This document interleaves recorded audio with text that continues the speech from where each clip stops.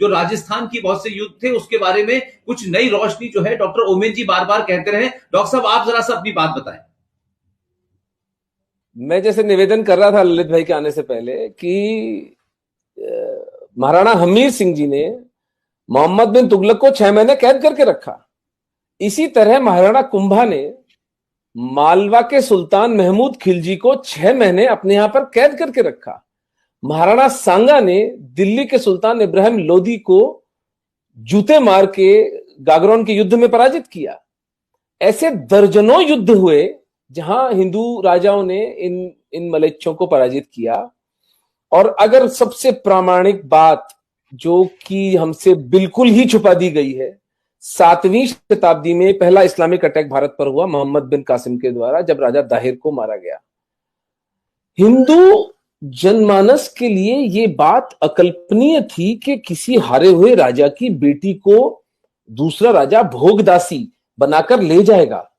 Sex slavery हमारे चित्त में थी नहीं, लेकिन जब लोगों ने देखा होते हुए तो राजा दाहिर का बेटा भागकर महाराणा बाप्पा रावल चित्तौड़ के पास गया और उसने जब उनको कहानी सुनाई तो बाप्पा रावल को तुरंत समझ में आया कि ये जो मलेच्छों का टोला है, ये जो है इससे नॉन नेगोशिएबल है पीस। उन्होंने तुरंत प्रतिहार राजाओं के साथ और गुजरात के राजाओं के साथ एक हिंदू फ्रंट बनाया। ये मैं 7वीं शताब्दी की बात बता रहा हूं आपको, आज से 1300 साल पहले। जोधपुर के पास अरब सेना का और राजपूतों की हमारी हिंदू सेना का संघर्ष होता है। अरब खुद अपने एनल्स में लिखते हैं, हमें सर छुपाने की जगह नहीं मिली, वो नरसंहार किया राजपूतों ने हमारा। और महाराणा बाप्पा रावल ईरान तक उसको छोड़कर आए थे, पीटते पीटते मोहम्मद बिन कासिम को। आते वक्त अफगानिस्तान में सलीम नाम का एक राजा बिठा दिया था इन लोगों ने, तो उसको हटा के अपने भतीजे को वो वहां पर राजा बनाकर आए। हर 100 किलोमीटर पर राजपूतों की चौकियां बिठाते आए। उसका प्रमाण ये है, 7वीं शताब्दी से लेकर 1192 500 साल तक भारत इस्लामिक आक्रमणों से बचा रहता है उन चौकियों के कारण। राष्ट्रपिता का हुनर होते, राष्ट्रपिता बाप रावल थे इस देश। तो उस समय में जब कोई संचार माध्यम नहीं था, कुछ नहीं था, 500 साल तक हम सुरक्षित रहे उस महापुरुष की वजह से।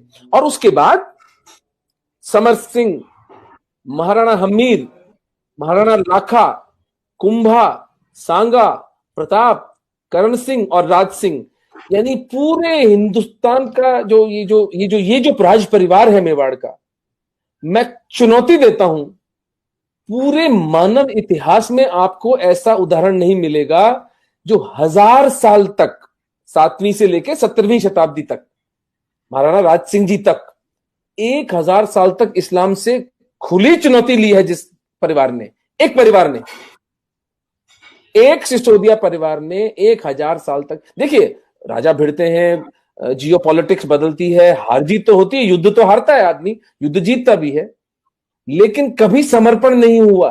अच्छा, एक सेकंड, आपकी आवाज इंटरप्ट, आपकी सर एक मिनट, आपकी आवाज ब्रेक हो रही है। आप ऐसा कीजिए, कोशिश कीजिए हाथ, हम सब लोग कोशिश करें हाथ ना हिलाएं, और आपकी जो ये माइक वाली है ये बिना हिले, तब थोड़ा उससे आवाज ब्रेक होती है। मुझे याद आ गया, हाँ आवाज ब्रेक हो रही है। लेट्स मेन स्टैटिक, हम लोग जज्बाती हो जाते हैं, भाई ने बताया था लास्ट टाइम। क्या तो 1000 साल का, तो मैं जो एक पुस्तक लिख रहा हूं, मेवाड़ के महाराणा और उनका इस्लाम से प्रतिरोध, उसका शीर्षक है। तो उसमें मैंने जो एक चैप्टर जो है पूरा इस पर लिखा है कि द लाई कॉल्ड दिल्ली सल्तनत, दिल्ली सल्तनत नाम का झूठ, और मुगल एम्पायर भी झूठ ही था। देखिए एम्पायर जब होता है ना कहीं, तो वो क्या उसके मानक होते हैं, वहां कोई टैक्सेशन हो, वहां पर कोई आर्ट हो, कोई कॉमर्स हो, ट्रेड रूट्स हो, वहां के लोगों के क्या लिटरेचर पे कंट्रीब्यूशन था। आपको मिलता है कोई 150 साल के मुगलों के राज के अंदर?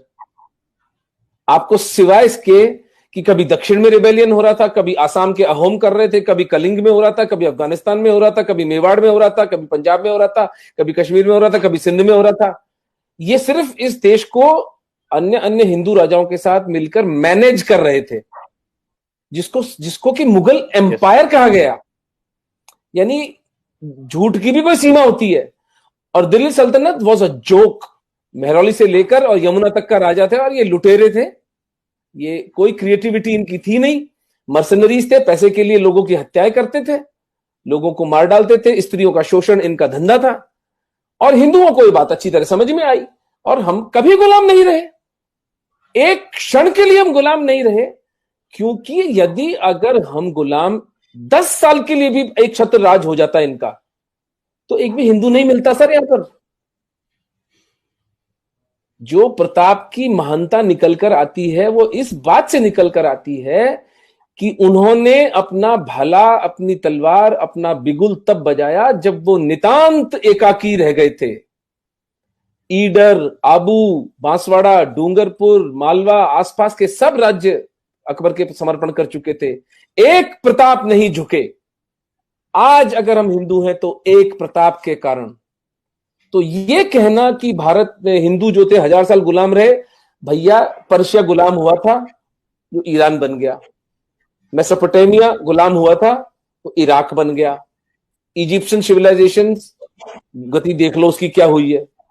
आज 100 करोड़ हिंदू हैं तो इसलिए हैं क्योंकि हमारे पुरखों ने रक्त रंजित संघर्ष किया, इस माफिया के असली स्वरूप को पहचाना और उसका सबल सशक्त प्रतिकार किया।